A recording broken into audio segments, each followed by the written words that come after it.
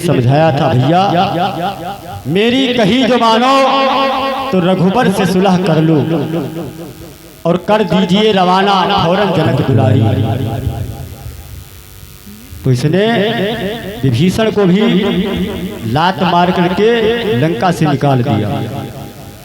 मंदोदरी बहुत तक समझाती रही, लेकिन इसने उसकी भी बात नहीं मानी। परिणाम क्या हुआ आगे आप लोग सुनेंगे। इधर जब अहिरावण मजबूर होकर के गया तो रामादल से राम और लक्ष्मण जी की चोरी करके पाताल लोक को लेकर गया। वहां हनुमान जी पहुंचे, अहिरावण का वध करके मकरध्वज को वहां का राजा बनाया।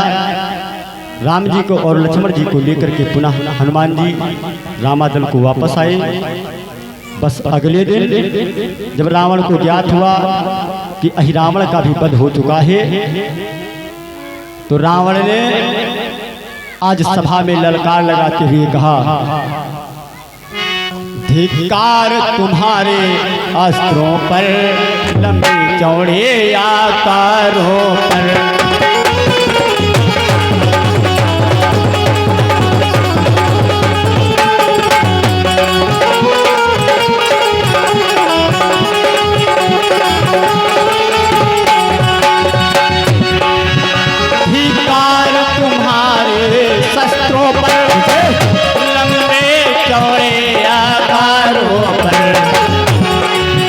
दस दस दस बीस बीस बनकर कर जाते काम हजार।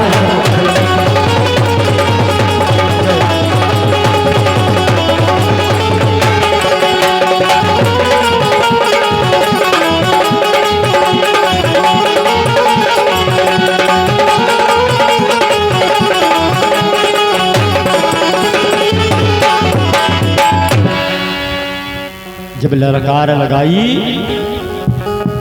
तब उसके सैनिकों में एक नया उत्साह, नई उमंग जागी। बस आज एक विशाल रथ पर रावण सवार हुआ और युद्ध क्षेत्र के लिए चल पड़ा। और जिस समय रामादल की ओर लंका के रण क्षेत्र में रावण चलने को उद्यत हुआ, उस समय का नजारा क्या है, दर्शन करिए। ढप ढोल और शंखों के स्वर धरती दहलाए देते थे।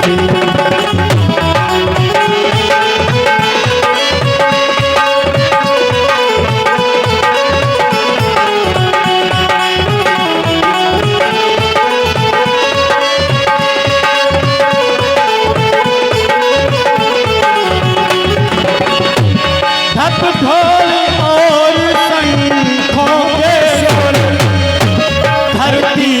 कहलाए वीरों की गर्जन गर्जन स्वर आकाश हिलाए।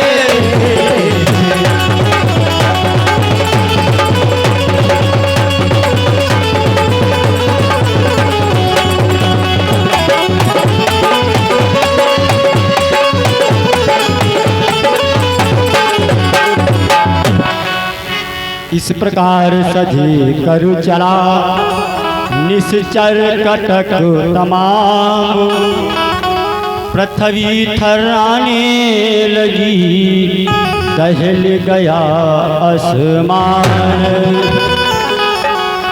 आज युद्ध क्षेत्र में जब रावण आया तो भगवान राघवेंद्र सरकार ने अपनी जटाजूट संभाली, धनुष बाण लेकर के युद्ध के लिए जब आगे बढ़े तो हनुमान जी ने आकर के निवेदन किया और कहा, प्रभु आज प्रथम दिवस का युद्ध है, तो मैं इस रावण से आज प्रथम दिन युद्ध मैं करना चाहता हूं, तो आपकी अनुमति मांगने आया हूं।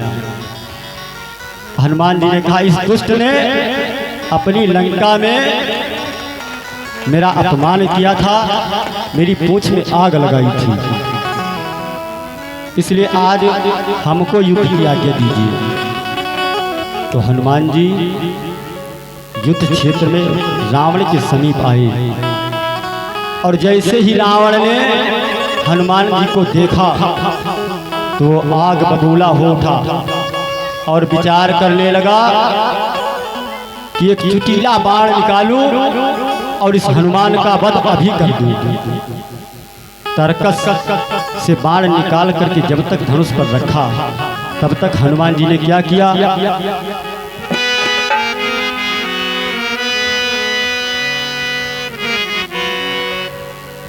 पर्वत का प्रबल प्रचंड खंड हनुमत के करु से छूट गया।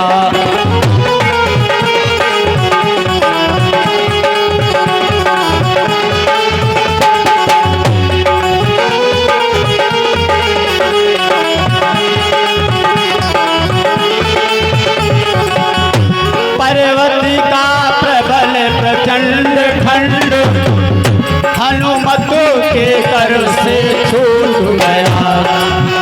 घोड़ों समेत रथवान मरा निश्चर पति का रथ टूट गया।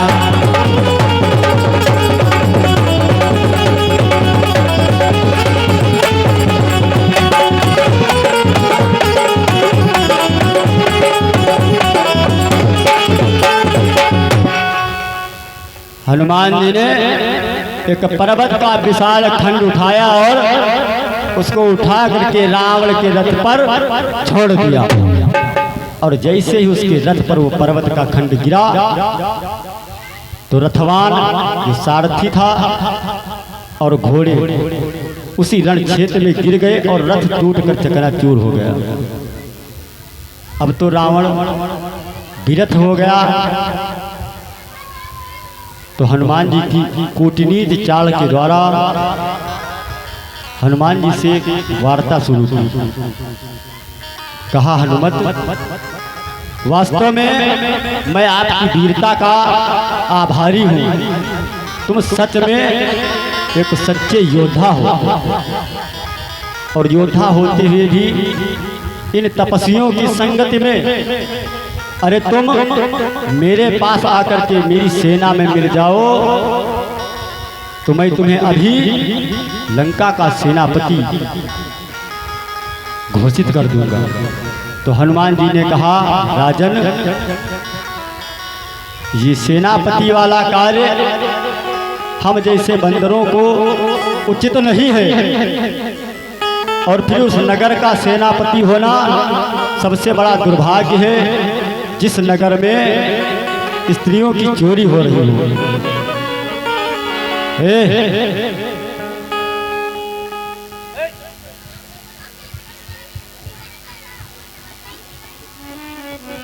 रावण वध बाद में हुई, तुम्हारा सबका पहले हुई थी।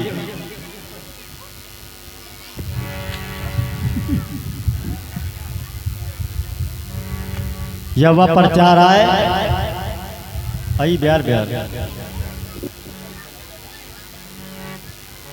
ब्रेकिंग न्यूज है, बराबर चलती रहेगी।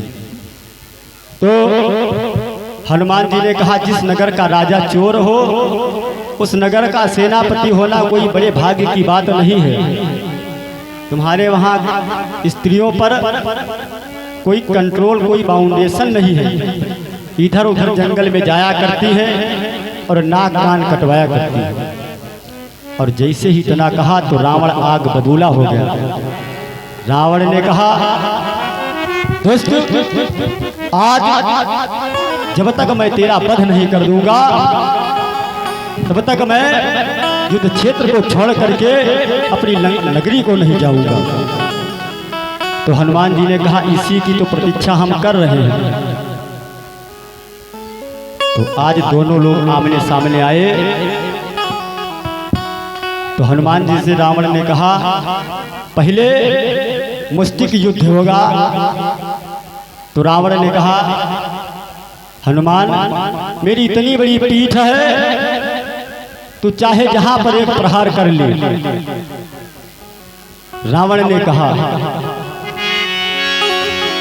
10 कंधर सुने बंदर, बात कहूँ मैं खरी, कि तेरे एक खोपड़ी तो मेरे 10 खोपड़ी, तेरे एक खोपड़ी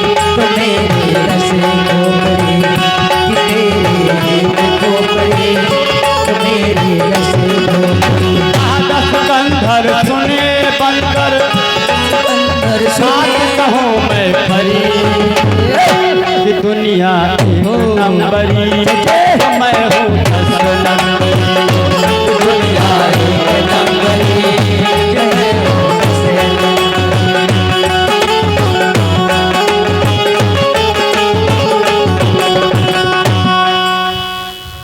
रावण से हनुमान जी कहने लगे, राजन आप एक राजा हो और मैं एक राजा का तुच्छ सेवक हूँ, और सेवक राजा पर प्रथम प्रहार करे ये शोभा नहीं देता है। इसलिए राजन सबसे पहले आप अपना प्रहार कर लो, क्योंकि मेरे मुष्टिक प्रहार के बाद जरूरी नहीं है कि आप युद्ध करने के काबिल रहेंगे। तो रावण ने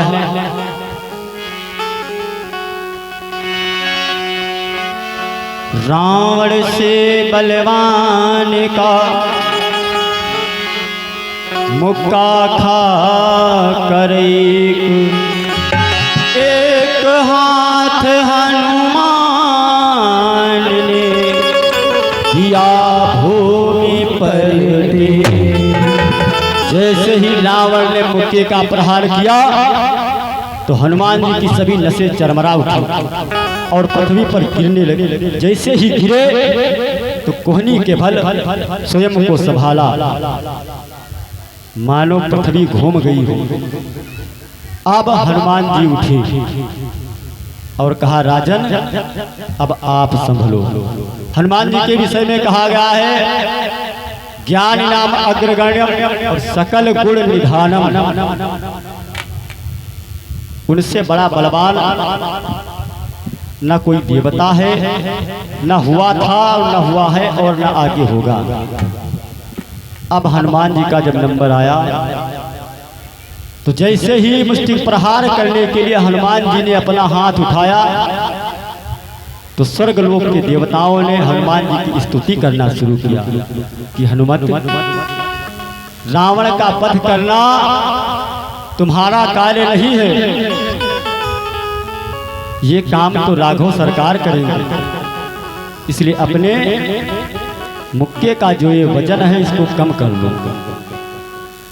तो सुई की नोक बराबर बल हनुमान जी ने अपने हाथों में लिया और जैसे ही रावण पर प्रहार किया, मुक्का मारा किसने कहकर जय रघुनाथ।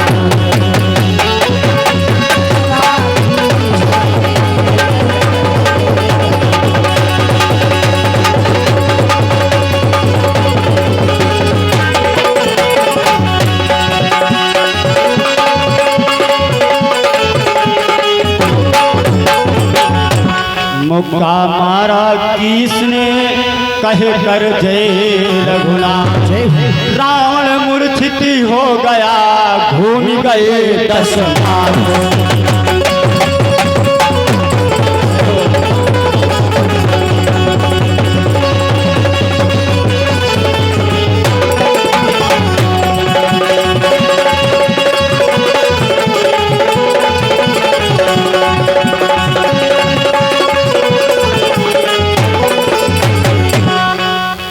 जैसे ही हनुमान जी ने रावण की पीठ पर मुष्टिक प्रहार किया, और बल कितना है, सुई की नोक बराबर।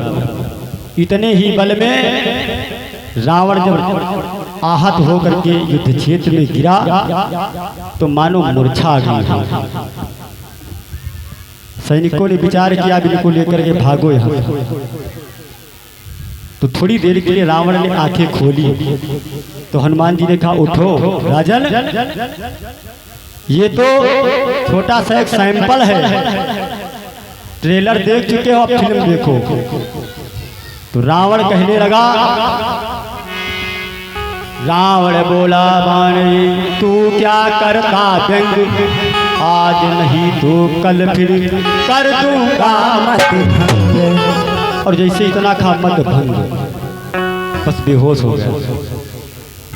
सैनिकों ने दूसरे रथ पे उसको बिठाया और लंका को लेकर के वापस आ गए।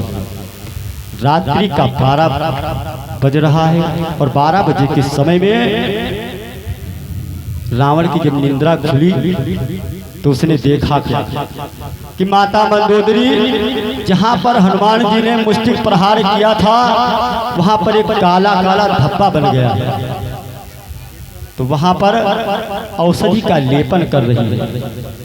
तो मंदोदरी ने कहा, स्वामी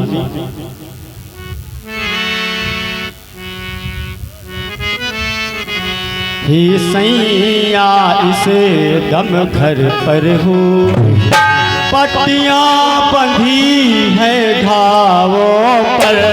हे सैया दम घर पर हो, पट्टियां बंधी है घावों पर।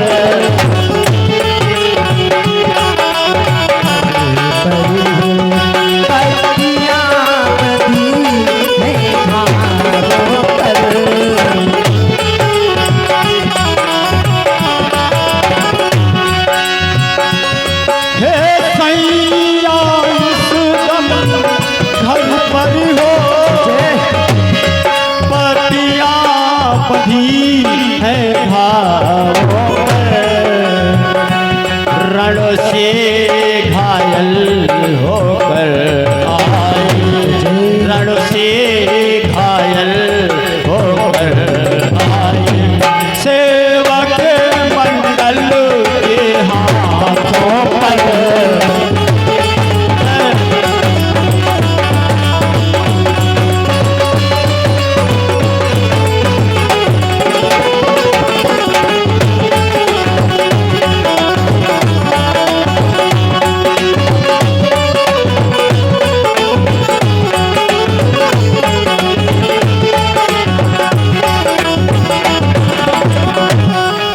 कहा, स्वामी जब रावण जगा तो उसने पूछा मैं कहाँ गया?